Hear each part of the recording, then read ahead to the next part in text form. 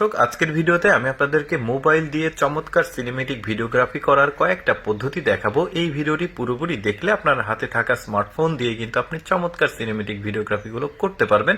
তো চলুন আমরা দেখি। দেখুন, এই মেয়েটা দৌড়ে যাচ্ছে আর এই লোকটা কি অ্যাঙ্গেলে ফোনটাকে তার পেছনে নিয়ে যাচ্ছে। দেখুন, বেশ চমৎকার একটা ফুটেজ এখানে কিন্তু ক্যাপচার হয়েছে।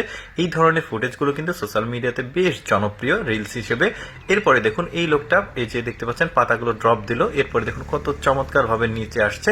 স্লো মোশনে আসলে মানে ফুটেজগুলো ক্যাপচার করা হয়েছে। আরো অনেকগুলো দেখাবো। যেমন দেখুন, বৃষ্টির সময় আপনি চাইলে কিন্তু ঠিক এইভাবে চমৎকার একটা সিনেমেটিক ভিডিও তৈরি করতে পারবেন আপনার ফোন দিয়ে। দেখুন, হেঁটে আসার যে অ্যাকশনটা সেটা বেশ চমৎকার লাগছে, বৃষ্টির ফোঁটাগুলো পড়ছে। এরপরে দেখুন, পাতা এভাবে ভাঁজ করে আপনি রাখবেন আর লেন্সটা রাখবেন একদমই পাতার ঠিক মাঝ বরাবর। তারপরে আপনি যখন সামনে থেকে হেঁটে আসবেন এটা স্লো মোশনে ক্যাপচার করবেন।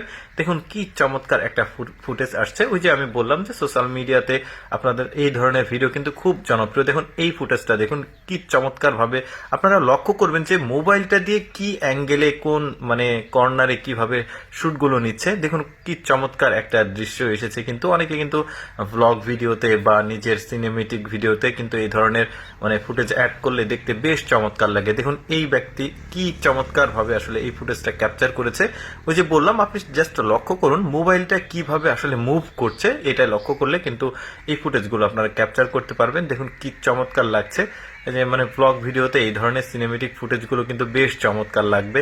যেমন এইটা দেখুন, যেহেতু মডেল হিসেবে একটা মেয়ে আছে, ছেলেরাও কিন্তু ঠিক একইভাবে একই পজিশনে এই ধরনের ফুটেজগুলো ক্যাপচার করতে পারবে। দেখতেও বেশ চমৎকার লাগছে। কিন্তু এই যে দেখতে পাচ্ছেন মানে চারিদিক দিয়ে আসলে মুভ করছে, এটাও কিন্তু বেশ চমৎকার ছিল ফুটেজগুলো।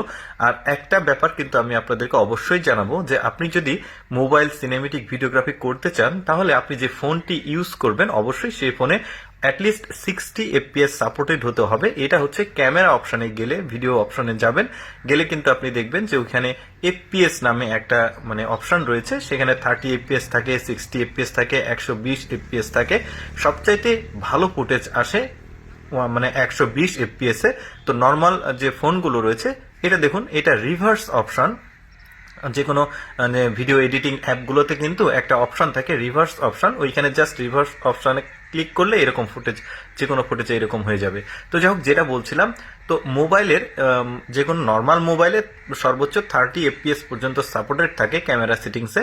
আর আপনারা যদি একদম স্মুথ ফুটেজ এইরকম স্লো মোশনে নিতে চান তাহলে অবশ্যই মানে আপনার ওই ফোনে দেখবেন যে 60 FPS অ্যাটলিস্ট মানে মিনিমাম 60 FPS সাপোর্টেড থাকতে হবে। সর্বোচ্চ 120 FPS হলে খুবই ভালো হয়।